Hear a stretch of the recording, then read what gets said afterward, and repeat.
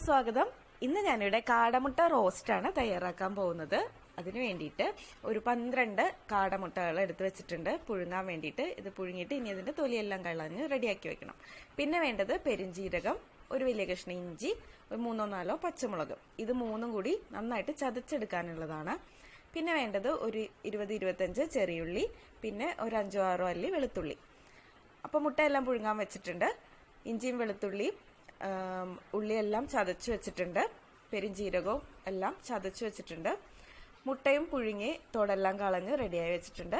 അപ്പം നമുക്ക് കാടമുട്ട റോസ്റ്റ് തയ്യാറാക്കാം. അതിന് വേണ്ടിയിട്ട് ഞാനൊരു ചീനച്ചട്ടിയിലേക്ക് 2 ടേബിൾ സ്പൂൺ വെളിച്ചെണ്ണ ഒഴിച്ചു കൊടുത്തിട്ടുണ്ട്. അതിലേക്ക് ആദ്യം തന്നെ ചതച്ചു വെച്ച ഉള്ളിയും വെളുത്തുള്ളിയും കൂടി ചേർത്തിട്ടുണ്ട്.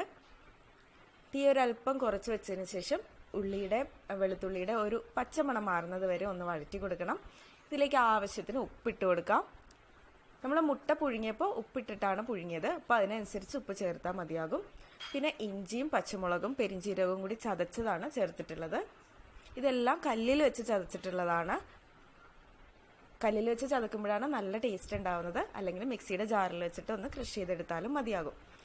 ഇനി ഇതിലേക്ക് ഒരു 1/2 ടീസ്പൂൺ മഞ്ഞൾപ്പൊടി, 1 ടീസ്പൂൺ മുളക് പൊടി, കാശ്മീരി മുളക് പൊടിയാണ് ചേർത്തത്.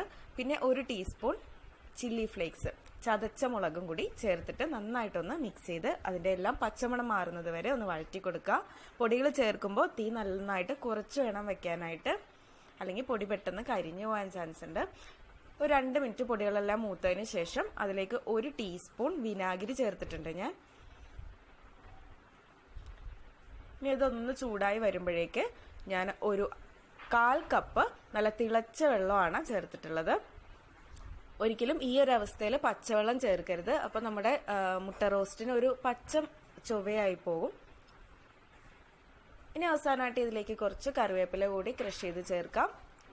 പിന്നെ നമ്മൾ പുഴുങ്ങി വെച്ച മുട്ടയും കൂടി ചേർത്ത് ഒരു 2 മിനിറ്റ് കൂടി ഇതൊന്ന് നന്നായിട്ട് മിക്സ് ചെയ്തെടുക്കുമ്പോൾ നല്ല ടേസ്റ്റി ആയിട്ടുള്ള കാടമുട്ട റോസ്റ്റ് റെഡി ആയിട്ടുണ്ടാവും.